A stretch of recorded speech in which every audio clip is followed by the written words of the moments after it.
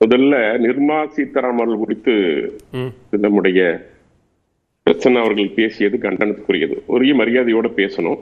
தனிப்பட்ட முறையில் விமர்சனங்களாக அவங்க தெளிவா சொல்லிட்டாங்க. நான் பணக்காரி அல்ல, என்னிடம் பணம் இல்லை.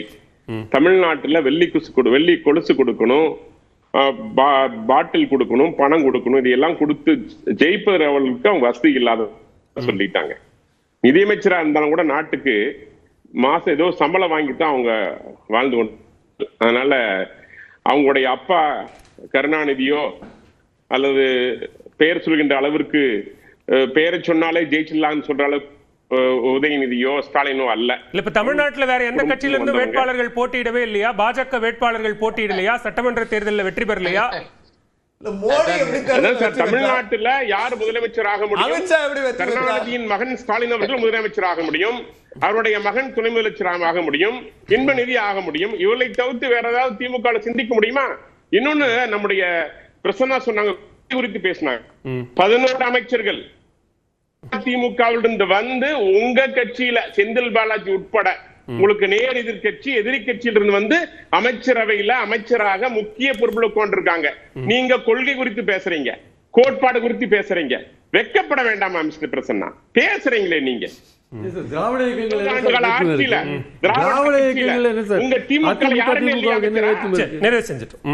செந்தில் பாலாஜி விட்டா வேற அமைச்சர் இல்லையா? அமைச்சர் முத்துசாமி விட்டா வேற அமைச்சர் இல்லையா? ரகுபதி விட்டா திமுக அமைச்சர் இல்லையா? கண்ணப்பர் விட்டா வேற அமைச்சர் இல்லையா? எதுக்கு பாஜகவுக்கும் அந்த கேள்வி வரும். நான் கேக்குறேன், மகாராஷ்டிராவோட துணை முதலமைச்சர் யாரு? இதுக்கெல்லாம் பதில் சொல்லுங்க.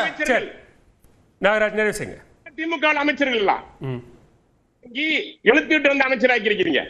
உங்க கட்சி பத்தி பேச உங்களுக்கே தகுதி இல்ல. உங்க தலைவர் மற்ற கட்சிகளில் இருந்து வந்து பாஜக துணை முதலமைச்சராகவோ அமைச்சராகவோ ஆகலையா? நான் அதை சொல்லல. திமுக குறித்து நான் பேசின பதிலுக்கு சொல்றேன். நானு எப்படி வந்து எங்க கட்சி கொள்கைன்னு சொல்றாரு, அதுக்காக சொல்றேன். நரேந்திர மோடி கேக்குறேன். இல்ல, அது வாரிசு அரசியல் அல்ல. நான் தெளிவா சொல்றேன். நானு ஒரு குடும்பம் அமர்ந்து கொண்டு ஒரு குடும்பமே முடிவு செய்கிறது யார் அமைச்சர் என்று, ஒரு குடும்பம் தான் முடிவு செய்கிறது. நம்ம வாரிசு அரசியல் பத்தி இன்னொரு தருணத்துல பேசுவோம். எஸ்ஐஆர்ல நிறைவு செய்யுங்க. அரசியல் நாடகம் தயவு செய்து பேசாதீங்க பிரசன்னா. உங்கள் கொள்கை ஒளிந்தாது, கொள்கை தரம் இழந்து விட்டது, உங்களுக்கு கொள்கை தோற்று விட்டது சார். பதில் சொல்லி வாரிசுனா பாஜகல இல்ல நேர குறைவா இருந்தா ஒரு பதில் சொல்லி எஸ்ஐஆர் ஒட்டி நிறைவு செய்யுங்க நாகராஜ்.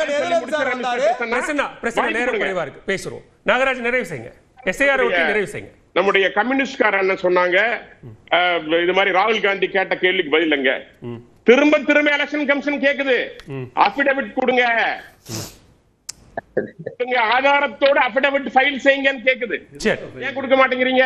ஓகே, நீங்க பெகாசஸ் குறித்து போய் சொன்னீங்க, ரஃபேல் குறித்து போய் பேசுனீங்க, டெண்டர் குறித்து போய் பேசுனீங்க. போய் உண்மைன்னு தெரிஞ்ச உடனே ஓடி போயிடுறது. சரி, திரு அருணன், நாங்க பிரேசில்ல தேர்தல் நடத்தின லட்சணம் பார்த்தோம் சார். ஹரியானா இந்தியாவுல அது பிரேசில்ல இருக்கு, எங்களுக்கு இப்பதான் தெரியும். பேசலாம், நேர குறைவா இருக்கு. திரு நீங்க ஒரு கண்ணியமான அரசியல்வாதி. நேர செய்யலாம் நாகராஜ், பேசலாம். நன்றி, பதில் வாங்கிக்கிறேன். திரு அருணன், மட்டும் தொழிலாளர் கொண்டவர் ராகுல் காந்தி. திரு அருணன்.